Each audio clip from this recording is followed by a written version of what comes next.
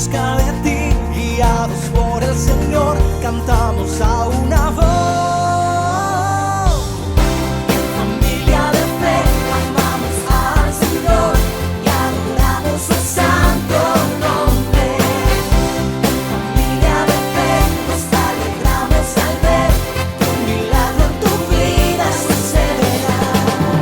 Si te sientes cansado y no puedes seguir, levanta tu mirada, el cielo viene a ti.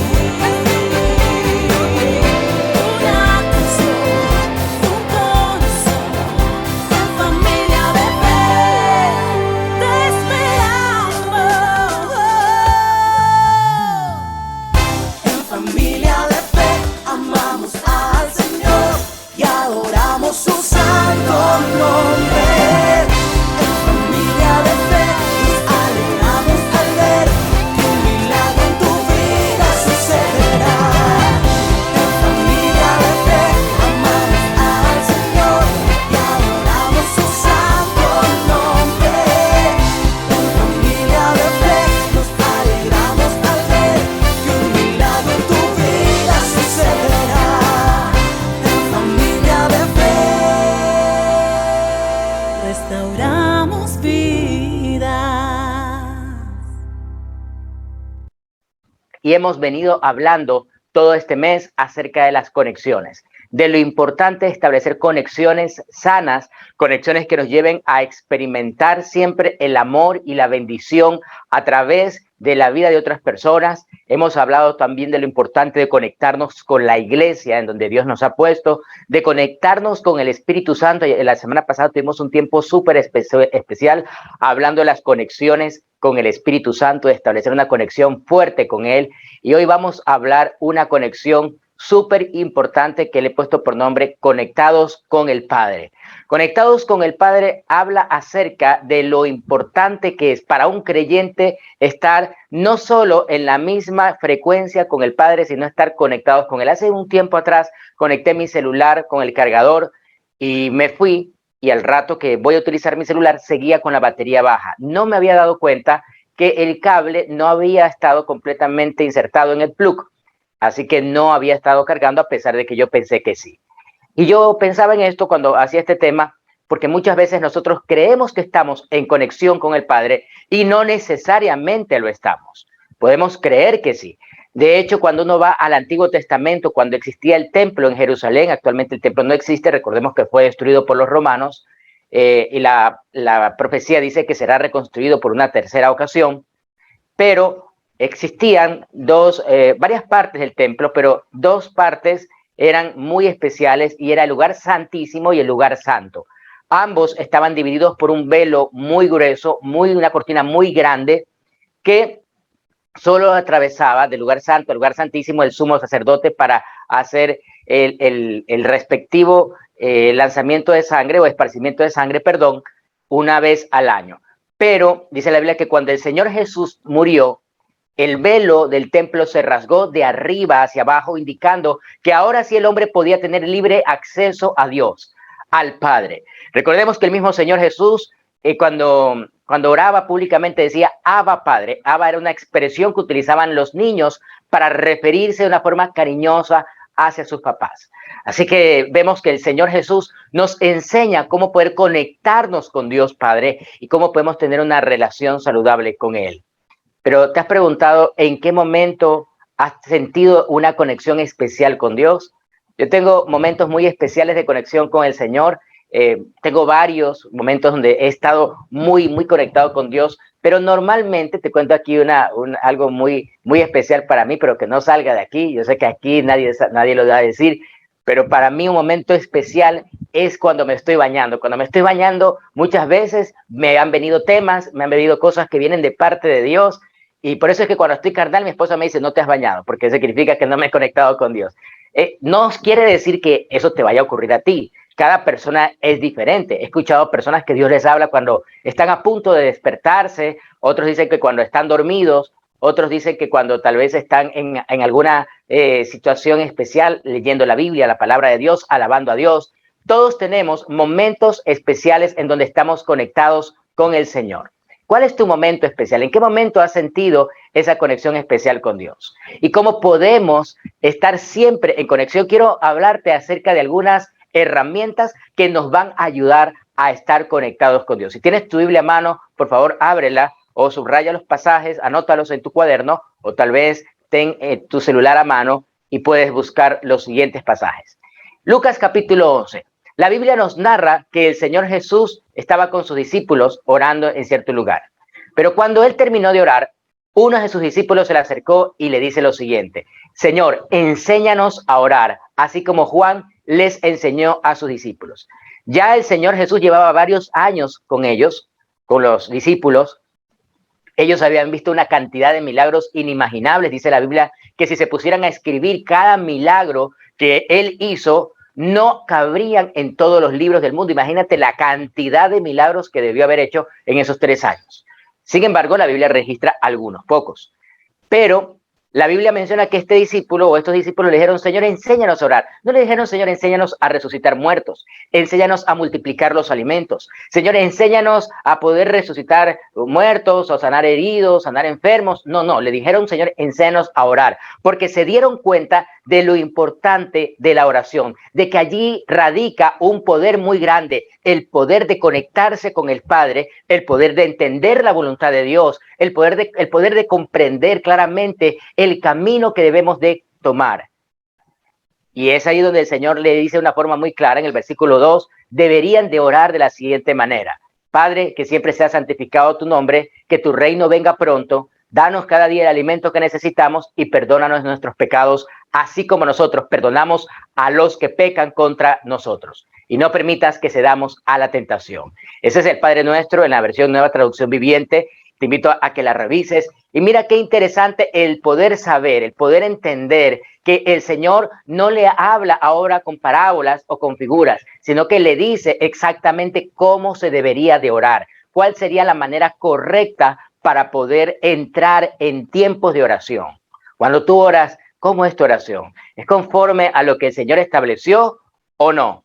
Lucas 6:12 dice lo siguiente: cierto día, poco tiempo después, Jesús subió a un monte a orar y oró toda la noche. Al amanecer llamó a todos sus discípulos y escogió a 12 de ellos para que fueran apóstoles. Mira que el Señor Jesús, antes de tomar decisiones, oraba. El Señor Jesús, el Hijo de Dios, oraba antes de tomar decisiones. ¿Cuánto tiempo te tomas en oración para tomar decisiones? Mucha gente dice: ay, ¿por qué me fue tan mal en la relación? ¿Por qué me va tan mal en el amor? ¿Por qué me va tan mal en los negocios? La pregunta es: ¿estás orando antes de tomar decisiones? ¿Las estás poniendo delante del Señor y le estás diciendo: Señor, enséñame, muéstrame si es conveniente o no, si realmente esto viene de tu parte o no? Es importante no dejarnos llevar por nuestras emociones, porque muchas veces son traicioneras, sino por nuestras convicciones. Y esas convicciones se afirman cuando en los momentos de oración yo pongo mi corazón delante del Señor, pongo mi situación delante de Dios, mi necesidad delante del Señor y le digo lo que existe en mí. ¿Cuáles son mis anhelos? ¿Cuáles son mis preocupaciones? El orar me ayuda a mantenerme conectado con el Padre y me ayuda a poder comprender de una forma clara qué decisiones debo de tomar o no. Ten cuidado, tal vez no te está yendo bien en el amor, tal vez no te está yendo bien en tus relaciones emocionales, en tus relaciones familiares o en tus relaciones de negocios, porque no estás consultando al Señor.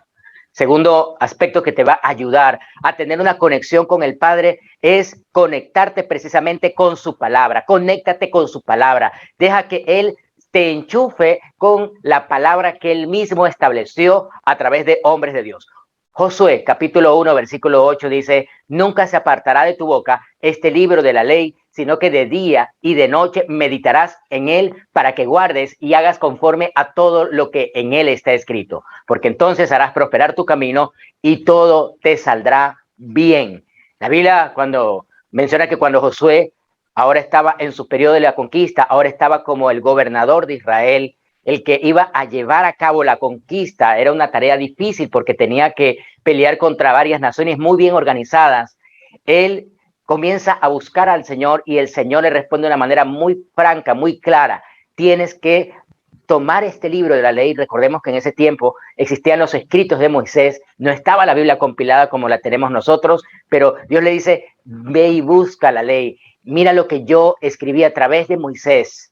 y medita en ello de día y de noche. El meditar en la palabra de Dios no es solo leer, es meterte en las escrituras, es poder comprender claramente qué es conveniente y qué no. Recuerdo cuando en una ocasión tuvimos que hacerle un arreglo a mi carro y cuando le desconectaron la batería, al momento de conectar toda la parte eléctrica nuevamente, la radio me pedía un código y no sabíamos cuál era.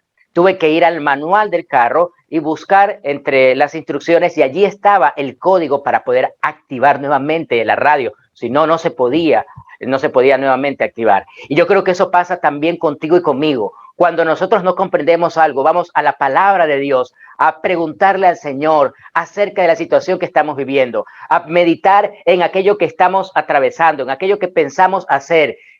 Yo te invito, no yo, sino la Biblia, pero por la experiencia que tengo, te puedo pedir que en el nombre de Jesús te metas en la palabra del Señor, medites en ella, querido amigo, querida amiga, querida familia en la fe. Meditemos en la palabra de Dios, no solo de día, sino aún en la noche, antes de dormir. ¿Qué es lo que miras? ¿Qué lees? ¿Tus redes sociales? ¿Qué te parece si antes de dormir mejor vas y lees la palabra del Señor? Antes de hacer cualquier cosa en la mañana, vas y meditas en la palabra de Dios para que tengas un gran día, para que Dios te abra el entendimiento, para que Dios te ayude a comprender todo aquello que está por venir, aquellas decisiones que debes de tomar. Juan capítulo 5, versículo 39 dice, escudriñen las escrituras, porque a vosotros os parece que en ellas tenéis la vida eterna y ellas son las que dan testimonio de mí. El mismo Señor nos lleva a que debemos de escudriñar, buscar con cuidado, porque allí está el testimonio de Jesús y las instrucciones de Él para que tengamos vida. Y un tercer elemento que te va a ayudar a conectarte con Dios, y uno de mis elementos favoritos, todos me encantan, pero este en particular me gusta mucho, me identifico, el Salmo 9:11, el Salmo de la emergencia, 9:11. Cantad a Jehová, que habita en Sión, y publicad entre los pueblos sus obras. El Señor nos lleva a que alabemos, a que exaltemos su nombre. Alabar no es tan solo cantar. Mucha gente cree que alabar es tocar un instrumento o cantar. No, alabar a Dios va mucho más allá de exponer o de cantar un cántico, una alabanza, un poema. No, va mucho más allá.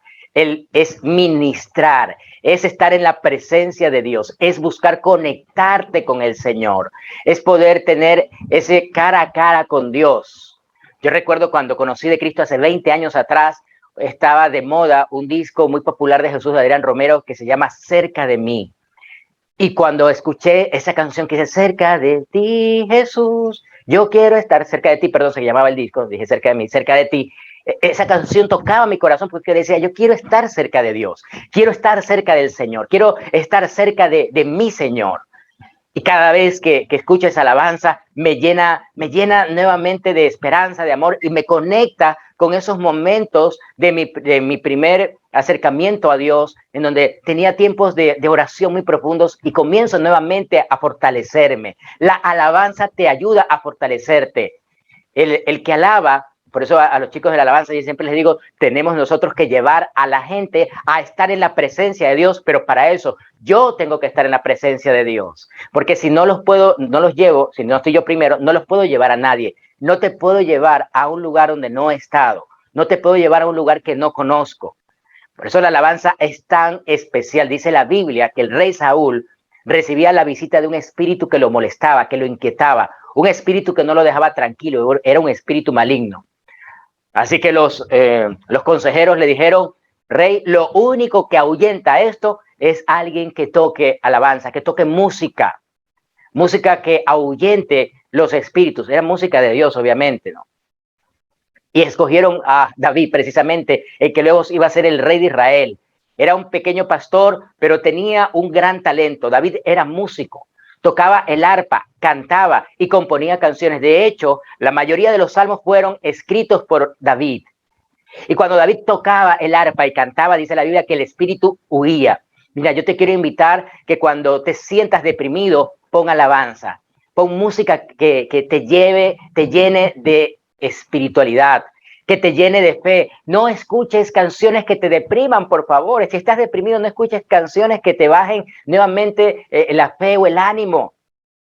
No escuches canciones depresivas. Si rompiste con tu pareja, no escuches música que te vaya a bajar la autoestima o que te vaya a bajar la afectividad o la emocionalidad. Escucha cosas que te ayuden a aumentar tu fe. Escucha palabra de Dios cantada. Y te quiero invitar a que si tú eres músico, si te gusta la música, siempre le cantes al Señor y lleves a otros a conectarse con el Señor, pero para eso tienes que estar conectado con Dios. La alabanza no es algo que simplemente debemos de hacerlo, es algo que fue un mandato de Dios. Salmo 9:11 que acabamos de leer dice, cantad a Jehová. Es decir, lo dice en modo imperativo, debemos de cantar, alabar al Señor. Cuando uno está enamorado y le canta una canción a su amada, uno lo hace con el corazón y uno le dedica tal vez ese poema con música, con mucho afecto. Y cuando uno lo hace de corazón, la otra persona siente esa, aunque no tengas tal vez buena voz, pero siente ese afecto, ese cariño a través de las ondas sonoras. Cuando tú le cantas a Dios, Él siente que tú estás derramando su corazón y Dios mismo te llena nuevamente de fe y de esperanza. Una canción que recuerdo mucho que para mí también fue un punto de apoyo. Yo le llamo mis puntos de apoyo, porque en algún momento de la vida esa canción me recuerda algún instante donde tuve alguna necesidad, alguna situación difícil y me da fuerza para seguir. Cuando mi hijo estaba hospitalizado y había pasado ya la operación o estaba todo el proceso de su enfermedad, recuerdo que Dios nos regaló a mi esposa y a mí esa canción de Daniel Calvetti que dice, la última palabra la tienes tú. Y yo le oraba a Dios y Dios siempre me ponía esta canción en la mente y yo cantaba y le decía, Señor, la última palabra la tienes tú, no la tienen los médicos. Cada vez que recuerdo esa canción, me acuerdo de que el Señor nos hizo una promesa de que nuestro hijo se salvaría. Y hoy nuestro hijo está sano en el nombre de Jesús. La alabanza tiene poder. La alabanza te reafirma, te levanta.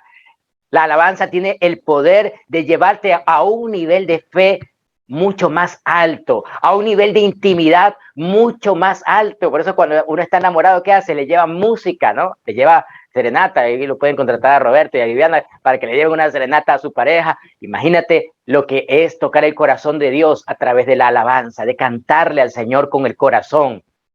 Creo que en este tiempo hay muchos músicos, abundan los músicos, pero existen pocos adoradores. Gente que primero está en el monte con el Señor y luego lleva a la gente a ese monte. Por eso es que aquí existe lo que se llama la alabanza gradual sacerdotal, en donde vamos poco a poco aumentando a través de la música los niveles de intimidad con el Señor. Hay personas, por ejemplo, que no les gusta la música de exaltación y cuando yo les veo, por lo general estas personas cuando alaban al Señor están así y creo que tienen más ritmo una gallina que va a ser sacrificada, ¿no? Están así, todos serios y les cuesta aplaudir, les cuesta exaltar al Señor, pero es porque tal vez no están conectados, no están entendiendo el sentido de la alabanza, o algunas personas se conectan más con la música más suave, la música que es como más romántica, la música que es de adoración, esa música que tal vez no tiene un ritmo tan rápido, pero sin embargo tiene palabras o tiene un ritmo que lleva a que la persona quiera tener una intimidad con Dios. Pero existen otras personas que les gusta mucho o nos gusta mucho la música de exaltación y nos gusta danzar y bailar. Y cuando tú alabas a Dios con libertad, no te importa lo que los demás piensen o digan. Dice la Biblia que el rey David tenía tanta alegría en su corazón al momento de alabar a Dios que hasta se desnudaba. No te preocupes que no va a pasar eso. Se desnudaba alabando al Señor. Me imagino que en el arrebato de la euforia se arrancaba la ropa y la esposa de él lo vio y le dijo, pareces un cualquiera, lo menospreció.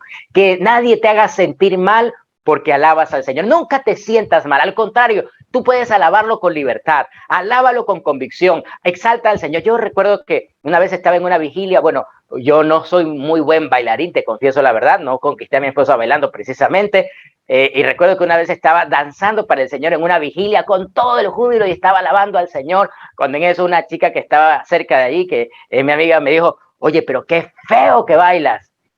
Y yo la miré y le dije, ¿y tú qué chismosa que eres? Anda, ponte a bailar, a danzar al Señor y no mires lo demás.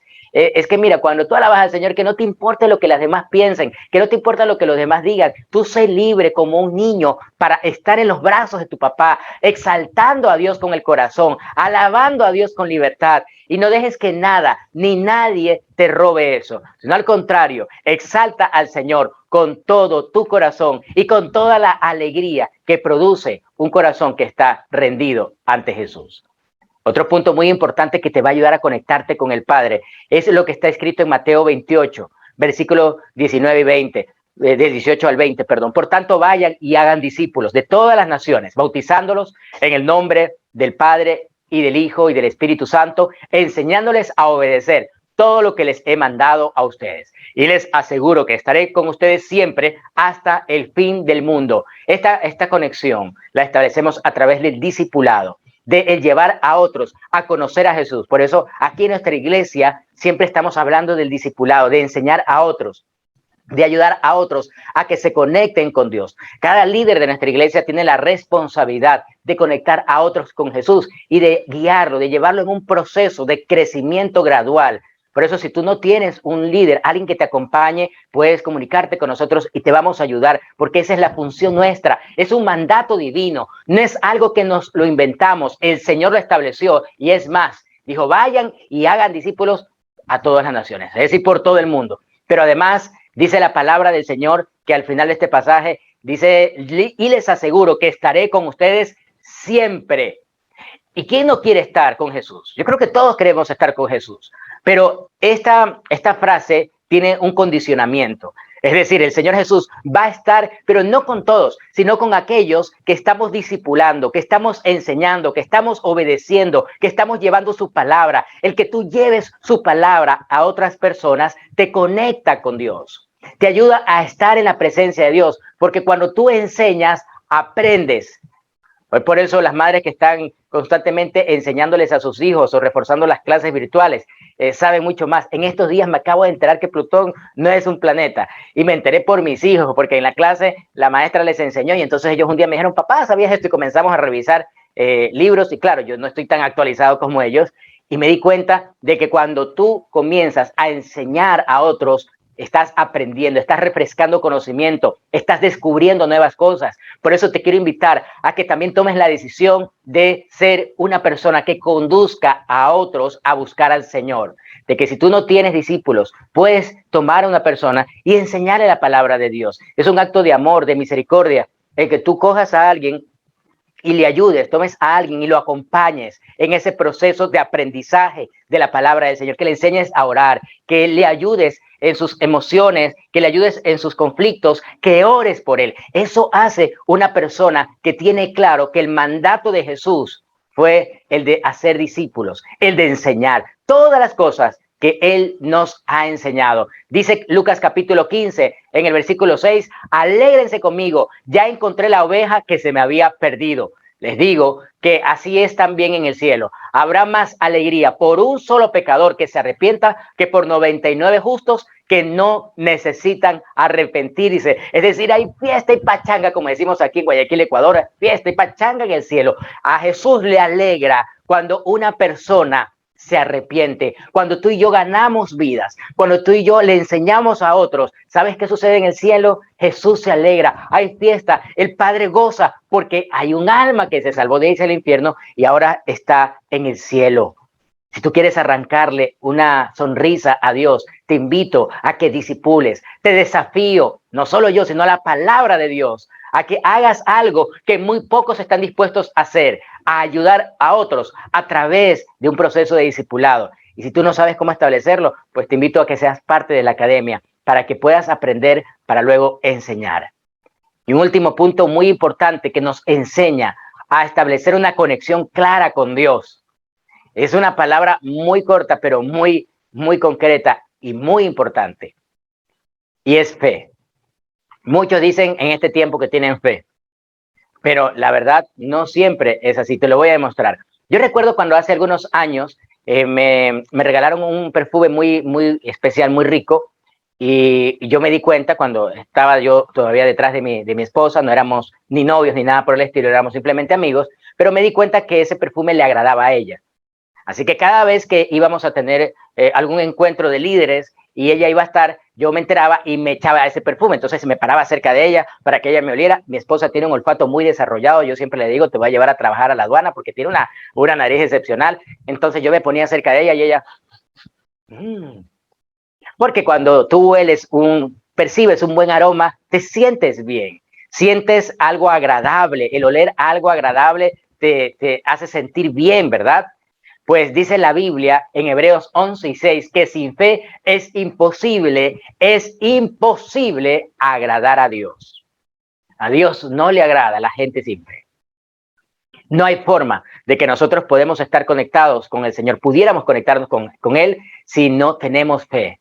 Porque dice la Escritura, porque es necesario que el que se acerca a Dios crea que le hay y que es galardoneador. ¿Qué significa galardoneador? Alguien que te da recompensas, alguien que te da galardones. Y dice la Biblia que Él es galardoneador de aquellos que le buscan.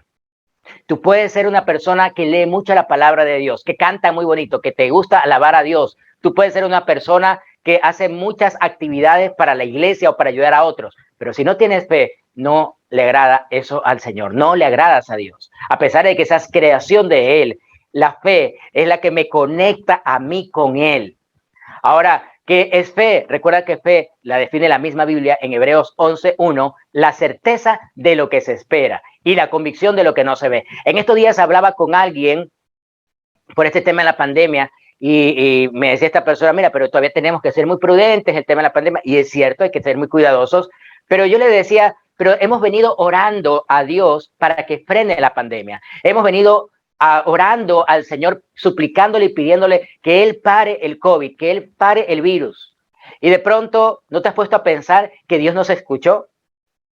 Es que mucha gente duda entonces de que su oración haya sido escuchada.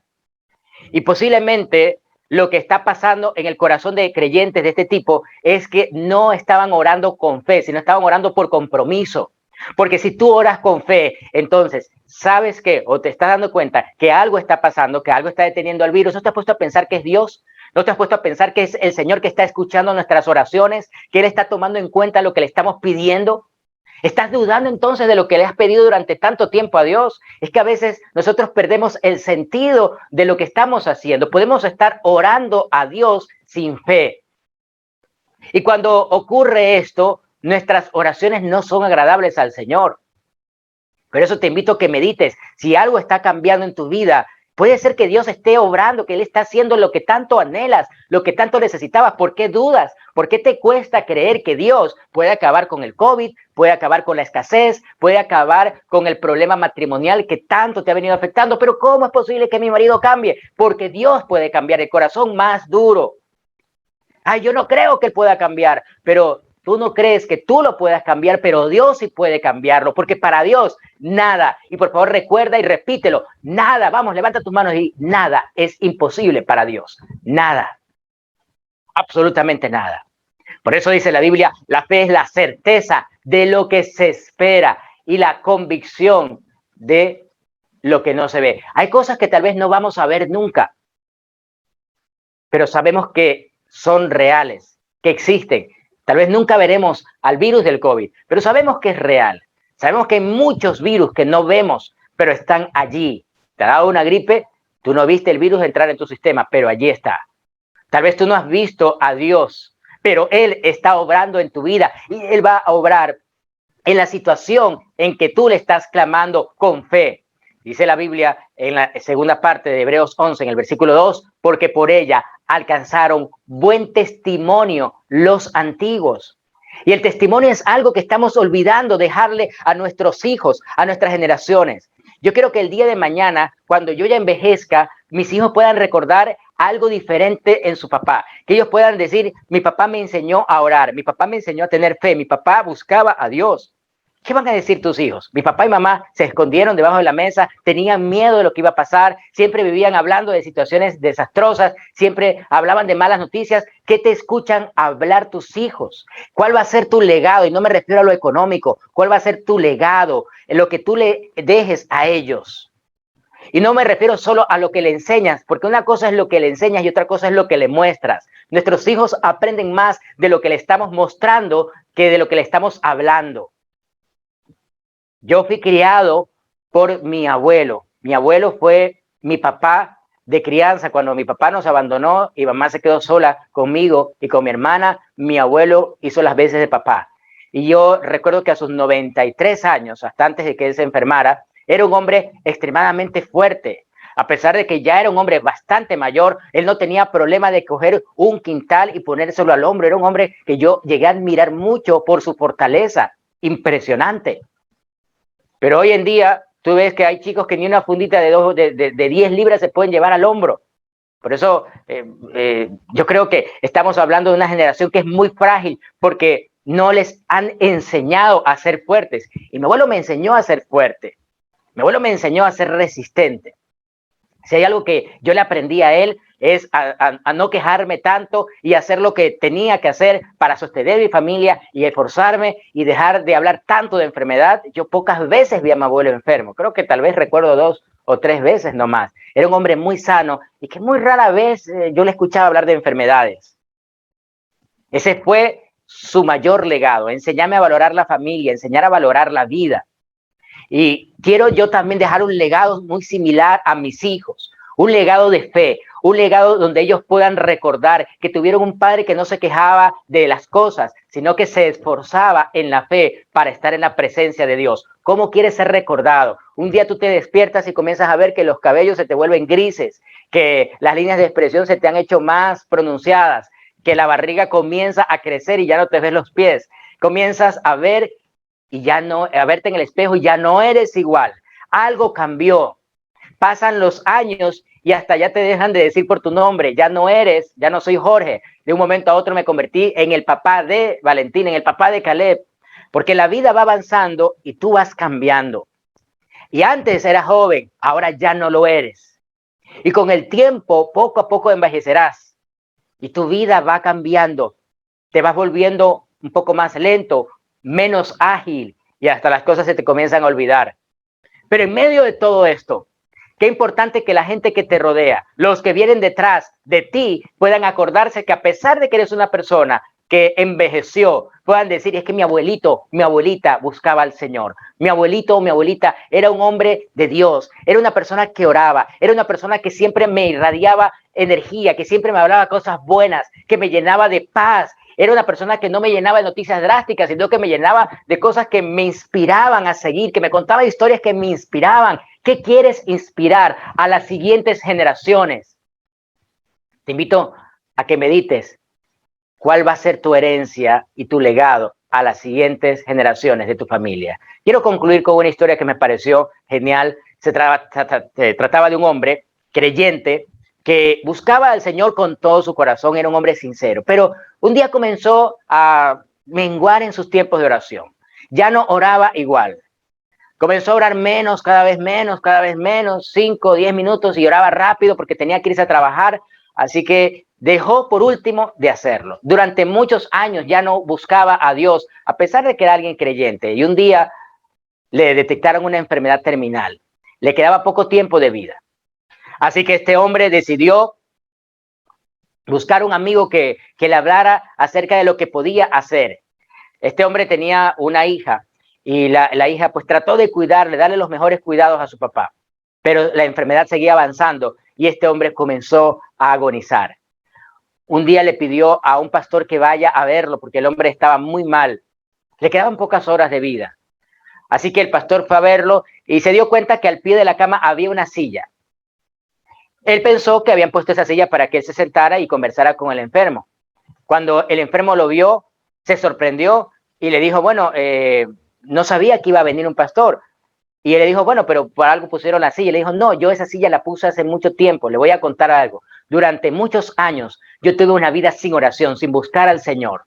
No buscaba a Dios porque me cansé de orar, sentía que Dios no me respondía y no sabía realmente cómo hacerlo. Así que le pedí a un amigo cuando me enfermé que me enseñara cómo orar y él me dijo, mira, yo te cuento lo que me pasó a mí, lo que me sirvió. Un día tomé la decisión de poner una silla cerca de la cama y cada vez que yo quería orar al Señor, yo pensaba, me imaginaba que Jesús estaba sentado en esa silla y hablaba con él y así comencé a hacer el hábito de orar con Jesús. De pronto me di cuenta que ya no oraba 10 minutos, que cada vez oraba más. Así que este hombre comenzó a desarrollar el hábito de imaginarse a Jesús en esa silla y de orar por él, de hablar con él. Y es así como comenzó a tener una vida auténtica de oración. Cuando el pastor escuchó esta historia, no pudo más sino sonreír comenzó a orar por él y se fue. Después de algunos días se encuentra con la hija de este hombre y le pregunta acerca de su papá y le dice la chica, ¿sabes qué? Mi papá falleció ayer, pero pasó algo muy raro cuando él murió. Yo me había ido a comprar y cuando volví ella estaba muerto, pero no estaba acostado completamente en su cama. Sus piernas estaban en la cama, pero su cabeza estaba abrazada a la silla. Él estaba abrazado a la silla como si estuviera sosteniéndose de alguien. Mira, este hombre murió entregándose a Jesús, abrazando a Jesús en su vida. Y cuando el pastor escuchó esta historia, no puedo sino sonreír, pero a la vez llorar de la emoción de saber que este hombre ahora estaba con Jesús. Y le contó a su hija lo que hacía su padre con esa silla vacía al lado de su cama. ¿Cómo quieres que te recuerden tus siguientes generaciones? ¿Como un hombre que abrazó a Jesús o como un hombre que abrazaba sus problemas y se quejaba por todo? ¿Cómo es tu conexión con Dios? Tal cual es tu conexión con el Padre, va a ser la conexión que tú le estés dejando a los que están detrás de ti. Y por eso quiero invitarte a que hoy tomes la decisión de conectarte con el Padre. Que le digas, Señor, yo anhelo estar contigo, yo necesito estar contigo. Te pido que hagas de mí la persona que tú quieres que yo sea. Vamos a orar. Te invito a que te pongas un momento en pie y le digas, Señor mío, te necesito. Yo quiero estar conectado contigo, que nada me impide estar contigo. Perdóname, Señor, si he dejado de orar. Dile, Señor, perdóname si he dejado de buscar tu palabra, de leerla. Perdóname si he dejado de meditar en tu palabra. Perdóname, Señor, si he dejado de orar con fe. Y hasta me parece increíble las cosas que están ocurriendo. Señor, perdóname si he dejado de creer, si he dejado de alabar, si he dejado de cantarte con amor, con devoción. Señor, perdóname. Ayúdame a ser renovado. Ayúdame a estar nuevamente en tu presencia. Ayúdame, Señor, a ser una persona con convicciones profundas en tu palabra, en la oración. A ser una persona de convicciones profundas en estar contigo, en el poder adorarte, en el poder exaltarte. Señor, toma mi vida y haz de mí la persona que tú quieres que yo sea. No permitas que me vuelva un cristiano rutinario, sino haz de mí un cristiano lleno de pasión por ti, lleno, Señor, de tu poder, lleno, Señor, de esa capacidad que tú has dejado en aquellos que están buscando para poder encontrarse contigo. Toma mi vida y lléname de tu paz y renuévame en el nombre de Jesús. Amén y amén. Quiero enviarte un fuerte abrazo y quiero decirte de parte del Señor que bienvenido. Si por primera vez has hecho esta oración, bienvenido a esta familia de fe, bienvenido al encuentro con el Señor. Estoy seguro que Dios seguirá tratando tu vida. Un abrazo se despide de ti, tu pastor y amigo Jorge Mackenzie.